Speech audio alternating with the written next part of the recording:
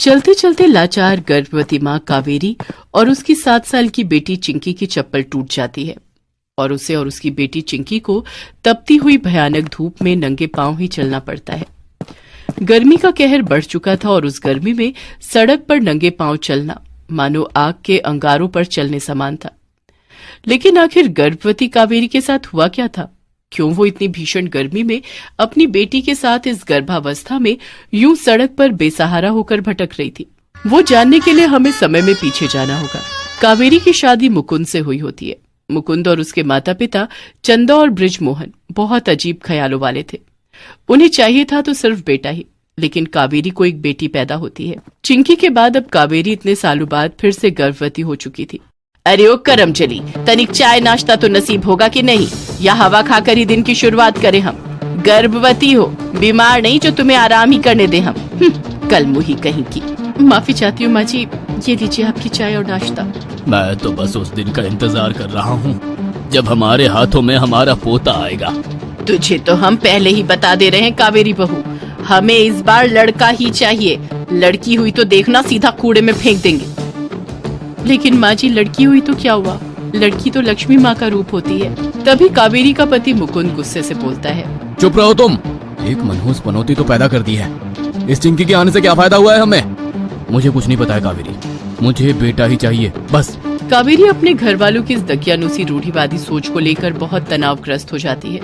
उसके घर वाले अंधविश्वास में बहुत मानते थे। एक दिन उन्होंने घर में एक हवन रखा जिसमें कावेरी को पूजा में बिठाया गया और गुरु माँ उसकी पूजा करके ये बताने वाली थी कि उसे बेटा होगा या बेटी। मुकुंद, चंदा और बृजमोहन तो बड़ी खुशी से बेटे की ही आस लगाए बैठे थे। अपने मंत्रों के उच्चारण को समाप्त कर गुरु माँ कहती हैं, बहू के ग्रह नक्षत्र तो यही बता रहे हैं कि उसे एक बेटी ही होगी और इसकी कोख में कभी बेटे का सुख लिखा ही नहीं है, क्योंकि ये सिर्फ बेटियां ही पैदा कर सकती है। क्या? गुरु माँ की ये बात सुनकर तीनों के होश उड़ जाते हैं। तीनों भी गुस्से से आग बबूला होकर बेचारी कावेरी और चिंकी को घर से बाहर निकाल देते हैं। निकल जाओ मेरे घर से। असली पनौती तो तुम हो जो इस घर को उसका वारिस नहीं दे सकती। उस औरत के लिए इस घर में कोई जगह नहीं है। लेकिन मेरी बात तो सुनिए मुकुंद जी, मुकुंद जी। मुकुंद कावेरी के मुंह पर घर का दरवाजा बंद कर देता है। अब बेसहारा गर्भवती कावेरी और चिंकी दोनों इस विकट गर्मी के मौसम में तवे जैसी गर्म सड़कों पर चलकर यहाँ से वहां भटकने लगते हैं। कावेरी और चिंकी दोनों कई दिनों तक भूखे पेट ही रहते हैं। चल चलकर उनकी चप्पल तक टूट जाती है। कभी सोचा नहीं था कि मैं ये दिन भी देखूंगी अपने जीवन में। ये किस मझधार में अटक गई हूं मैं भगवान जी। मेरा बेड़ा पार करो भगवान जी। इस गर्भवती माँ पर जरा सी तो दया बरसा दो। रो मत माँ, सब कुछ ठीक हो जाएगा। कावेरी और चिंकी सड़क पर ही रहने लगते हैं। एक दिन जब आइसक्रीम वाला सड़क के पार जा रहा होता है, तभी चिंकी को भी आइसक्रीम खाने का मन करता है। माँ, वो देखो आइसक्रीम, मुझे भी आइसक्रीम खानी है। गर्मी के मारे गला बिल्कुल सूखे रेगिस्तान जैसा हो गया है। मुझे माफ कर दो बेटा, मेरे पास तो 1 रुपया भी नहीं बचा है। कावेरी को चिंकी का उतरा हुआ मुंह देखकर बहुत दुख होता है। वो दोनों घास फूस से एक झोपड़ी बनाकर उसमें रहने लगते हैं। वो मंदिर का खाना खाते और पास के कुएं से पानी पीते। गर्मी दिन ब दिन और रौद्र रूप ले रही थी। कावेरी झोपड़ी की खिड़कियों पर गीला कपड़ा लगाती है ताकि झोपड़ी में ठंडक बनी रहे। वो कई जगहों पर काम ढूंढने जाती है, लेकिन उसे कहीं भी काम नहीं मिलता। एक दोपहर को तड़कती भड़कती उस भयावह गर्मी में गर्भवती कावेरी चक्कर खाकर गिर जाती है, जिसके बाद उसे गांव वाले अस्पताल ले जाते हैं। जब चिंकी अस्पताल पहुंचती है तभी, बेटा, आपको अपने पापा से कहकर फौरन 50,000 रुपए का इंतजाम करना होगा, वरना आपकी माँ और उसके बच्चे की जान खतरे में जा सकती है। चिंकी बहुत घबरा जाती है। उसे समझ नहीं आता कि वो क्या करे और क्या नहीं। वो रास्ते पर चल ही रही होती है कि अचानक से गड्ढे में गिर जाती है, जहां पर वो देखती है कि एक आदमी पैसे से बने भूमिगत घर में रह रहा है। वो आदमी खर्राटे मारते हुए सो रहा होता है। अरे, ये तो वही आदमी है जिसने गरीबों के करोड़ों लूटे हैं और पुलिस इसकी तलाश कर रही है। चिंकी पुलिस स्टेशन जाकर पुलिस को उस लुटेरे तक ले जाती है। चिंकी को इस काम के लिए पूरे 15 लाख रुपए का इनाम दिया जाता है और उसका सत्कार किया जाता है। वो उन पैसों से माँ का हॉस्पिटल बिल भरती है और आगे जाकर कावेरी एक सुंदर सी बेटी को जन्म देती है। दोनों बेटियां बड़ी होकर खूब नाम कमाती हैं और कावेरी को दुनिया की सारी खुशियां देती हैं। बाराबांकी शहर में मीना अपने बेटे राजू के साथ रहा करती थी। बहुत छोटी उम्र में ही राजू के सर से उसके पिता का साया उठ गया था। उसकी माँ मीना लोगों के यहाँ बर्तन साफ करके और सिलाई बुनाई का काम करके उसका लालन पालन करती थी। एक दिन, मालकिन मुझे कुछ पैसे चाहिए। क्या करेगी पैसे का? अभी तो तेरा महीना भी पूरा नहीं हुआ है। वो असल में बेटा कई दिनों से पूरी और हलवा खाने की जिद कर रहा है, तो कुछ सामान खरीदना है। अरे, अपने बेटे को समझा कि वो किसी राजा का बेटा नहीं है, और आज से तू अगर उसकी ऐसी आदत डाल देगी और उसकी हर इच्छा पूरी करेगी तो कैसे जिंदा रहेगी? तेरे पास तो इतने पैसे ही नहीं है। आज मैं पैसे तुझे दे दूंगी और फिर तू कल किसी और से पैसे मांगेगी। मालकिन, अपने बेटे के हर सपने को पूरा करना मेरा काम है। आखिरकार मैं एक माँ हूँ। अगर आप पैसे दे देंगी तो आपका बड़ा एहसान होगा। मालकिन उसे पैसे दे देती है और मीना धन्यवाद बोलकर खुशी खुशी अपने घर की ओर चल देती है। उसी शाम, माँ मुझे बहुत तेज भूख लग रही है, खाना दे दो। आज खाने में क्या बनाया है? तू बहुत दिन से हलवा पूरी खाने की जिद कर रहा था ना? देख, आज मैंने तेरे लिए हलवा पूरी बनाई है। राजू ये सुनकर बहुत खुश हो जाता है और अपनी माँ को गले से लगा लेता है। इसी तरह से धीरे धीरे समय बीतने लगता है।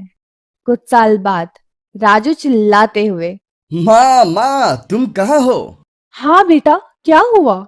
ये देखो माँ, मुझे आईआईटी में एडमिशन मिल गया है। आईआईटी भारत का बहुत बड़ा इंजीनियरिंग संस्थान है। वाह मेरे बेटे, आज तो तूने मेरा सीना गर्व से ऊंचा कर दिया। अब बस तू पढ़ लिख कर अच्छा से इंजीनियर बन जा। राजू शहर से बाहर चला जाता है और वहां पर पढ़ाई करने लगता है। यहाँ मीना भी दिन रात मेहनत करके उसको पैसे भेजती है ताकि वो कभी भी किसी भी चीज की कमी न महसूस करे। कुछ समय बाद राजू की इंजीनियरिंग पूरी हो जाती है और उसे बहुत बड़ी नौकरी मिल जाती है। एक दिन, माँ, अब आपकी उम्र हो गई है और मेरी भी अच्छी नौकरी लग गई है, तो अब आप भी क्यों ना मेरे साथ चलकर शहर में रहिए। अब आपको काम करने की कोई जरूरत नहीं है। लेकिन बेटा, मैं वहां शहर में अकेली रहकर क्या करूंगी? यहाँ इतने दिन से गांव में रह रही हूँ। यहाँ मेरा मन भी लगा रहता है और थोड़ी सी आजीविका भी हो जाती है। माँ, जब आपका मन किया करेगा तब मैं आपको गांव घुमाने ले आया करूंगा। और अब जब मेरी इतनी अच्छी नौकरी लग गई है तो आपको आजीविका की क्या जरूरत है? आपको जिस भी चीज की जरूरत हो आप मुझे बताइए, मैं आपको हर चीज ला कर दूंगा। राजू के बहुत मनाने के बाद मीना शहर में रहने को तैयार हो जाती है। वो दोनों आराम से वहां रहने लगते हैं। तभी एक दिन, राजू बेटा, अब तेरी अच्छी नौकरी लग गई है। अब मैं सोचती हूँ कि मैं तेरी शादी करवा दूं। ठीक है माँ, जैसा आपको ठीक लगे। ठीक है, मैं तेरे मामा से बात करती हूँ। वो तेरे लिए कोई अच्छी सी लड़की ढूंढ ले। नहीं माँ, मामा से कहने की जरूरत नहीं है। तो फिर किससे कहूंगी? मैं तो किसी को जानती भी नहीं हूँ। कोई बात नहीं, मैं आपको कल शाम को बताता हूँ। अगले दिन शाम को ऑफिस से लौटते समय, माँ, मैं आपको किसी से मिलवाना चाहता हूँ। हाँ बेटा, बता किससे मिलवाना है और ये लड़की कौन है तेरे साथ? माँ, इसका नाम प्रिया है। ये मेरे साथ नौकरी करती है और मैं और प्रिया एक दूसरे से बहुत प्यार करते हैं। तो क्यों ना आप मेरी शादी इसी से करवा दें। हाँ ठीक है, पर क्या सारी बातें दरवाजे पर ही कर लेगा? अंदर तो आ। मीना प्रिया से बहुत बातें करती है। उसको पहली नजर में प्रिया बहुत पसंद आ जाती है और कुछ दिनों में प्रिया और राजू की शादी भी हो जाती है। शादी के कुछ दिन तो सब कुछ ठीक ठीक चलता है, पर एक सुबह, अरे पता नहीं सुबह सुबह इतना शोर, समझ नहीं आता है। यहाँ पर लोग चैन से सोने भी नहीं देते। प्रिया बिस्तर से उठती है और किचन में जाती है। क्या माँ जी, सुबह सुबह आप शोर करने लगती हैं? नहीं बेटा, मैं शोर नहीं कर रही थी। रात के बर्तन पड़े थे तो मैंने सोचा कि मैं इसको धो दूं। प्रिया वहीं खड़े होकर चाय बनाने लगती है और चाय पीने भी लगती है। तभी उसकी नजर बाहर कमरे में बढ़ती है। वहां से राजू बाहर आ रहा होता है। ये लीजिए माँ जी, आप चाय पीजिए, मैं बर्तन धो दूंगी। वाह, सास बहू में तो सुबह सुबह बात चल रही है। मैं बड़ा खुशनसीब हूँ जो मेरे घर में सास बहू की लड़ाई नहीं होती, वरना तो मेरे सारे दोस्तों के यहाँ मैं यही सुनता रहता हूँ। मीना चुपचाप खड़ी रहती है। कुछ दिन के बाद की एक शाम, बेटा तू ऑफिस से लौट आया? आज बड़ा थका हुआ लग रहा है। हाँ, आज ऑफिस में मीटिंग बहुत लंबी हो गई थी, इसी चक्कर में थकान हो गई। कोई बात नहीं, तू रुक, मैं तेरे लिए चाय बनाकर लाती हूँ। अरे आप क्यों परेशान हो रही हैं? प्रिया ला देगी। अरे नहीं बेटा, वो सुबह से लेकर शाम तक काम में लगी रहती है और फिर ऑफिस का भी काम करती है। वो भी आराम कर रही है, उसे आराम करने दे, मैं चाय बनाकर लाती हूँ। थोड़ी देर में मीना चाय बनाकर लाती है।